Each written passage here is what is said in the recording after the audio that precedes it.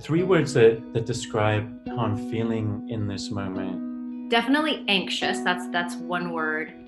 Fearful, frustrated. I've been sad. I've been really angry.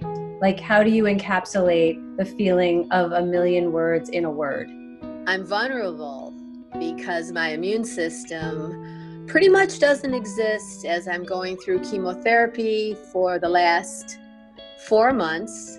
So the vulnerability is real. I feel helpless right now. And when I feel helpless, I want to just do whatever I can to be of service. And my mind is constantly saying, it's not enough. When I talk about that, I get like a little tightness and my breath like starts to quicken. For me, it's a tension in my face and a tension in my shoulders. It's a shortness of breath. Like a contraction of my form. Almost like a tensing, a bracing against what could happen. And I'm feeling the numbness and I'm tracking it through my belly. And it's spreading up through my chest and through my shoulders. And then the thoughts, the narrative starts arising about powerlessness, about being out of control, about there being no rhyme or reasoning to what's happening. The only thing that I can equate this period in terms of emotional fluctuation and variation for myself is when I've had a death that of someone close to me.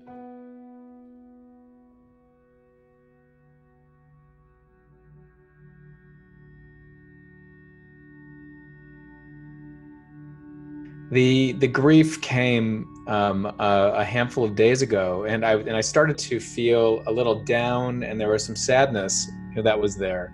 And I realized that I was missing people in my life.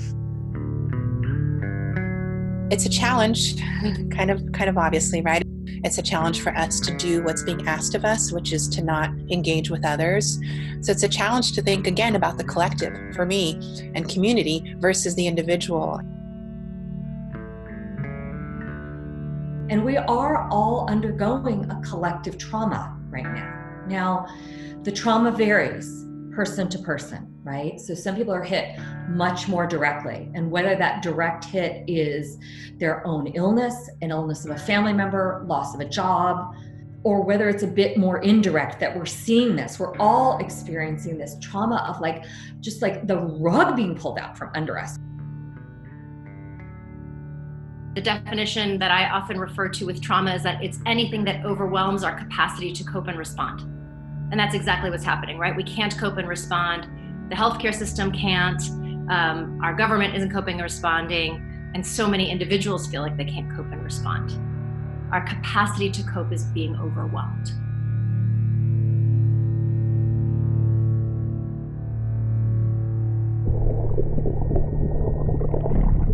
What counteracts trauma? How do we help to transform trauma?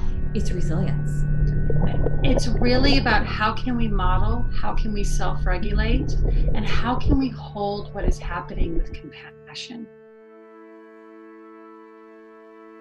I've been saying to folks, lower your standards. This isn't about feeling good. This is about trying to prevent overwhelm, right? So practices of self-regulation, practices like breathing, grounding, exercise, going outside when we can, are vital because our instrument is our body right now, and everybody's nervous system is an overload. What's happening is when your nervous system is putting your body into a fight, flight, freeze response, it's pouring blood toward your muscles, and things are starting to get tense and tight so that you can get ready to fight or flee. And so if you start to open up and soften your body, then what you're doing is you're sending signals to your brain that okay, I'm okay. And so your thoughts can start slowing down too. Go into your body. Where do you feel the strongest physical sensation? Put your hand there. Breathe into it and say, I am safe right now. If you are really in the moment feeling flooded or just have so many emotions that you can't regulate your nervous system, there's a very quick and helpful grounding practice where you can name 3 things you can see, 3 things you can touch, 3 things you can hear, just to really ground yourself in time and space. That gives you that ability to step into that space between stimulus and response where you have a little bit more perspective and choice And then you can go after that with that question, what is it that I'm needing right now? What do I love? Who do I love? And am I attending to that? Am I doing a little personal care?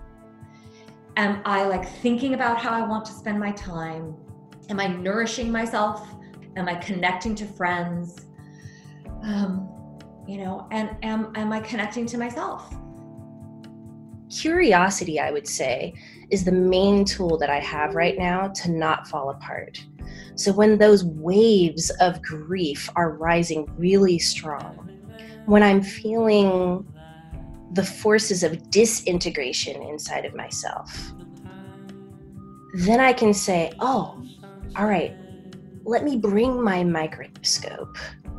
Let me look at this really closely. Let me draw it in deep into my heart and see what it means. Where is the lesson? Where is the teachable moment in the rawness and the realness of unraveling? There's the idea of like post-traumatic stress. There's also the idea of post-traumatic growth. Something happens, there's a disruption, we attend to things in a different way, and we can grow in a way that's like exponentially more than we have before. What gives me resilience amidst the uncertainty is the knowing that if I can stay present to this moment and how it's changing, that'll help me in the next moment and with whatever happens in that. Doesn't mean I'll be okay, doesn't mean I'll even live, but I at least will hopefully be in a state in which I can adapt as best as possible to it. When I walk, I pray. And that's my time with what I call the Holy Spirit. So, and what does it give me? It gives me hope. And it takes away the fear. And I think that's what I'm looking for every day. I seek something that gives me hope in humanity. I look for the silver linings, I look for the blessings, I look for the inspiration to say, wow, isn't that beautiful? We are being gifted with the opportunity right now to come back to what's important. Connection with people, connection with self, to slow down. We are human beings, we're not human doings.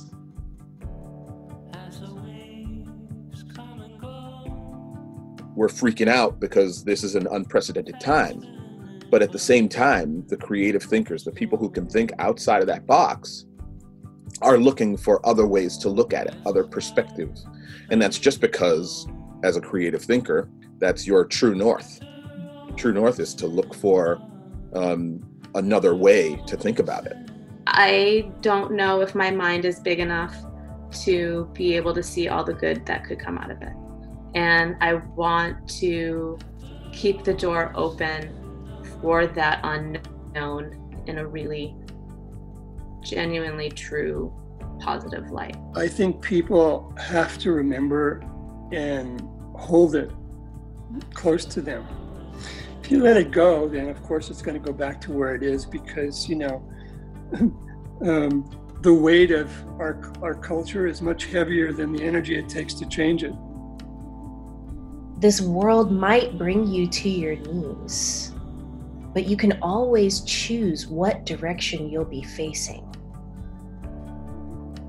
even if you're on your knees. And I am choosing to face in the direction of love and of compassion and of tenderness.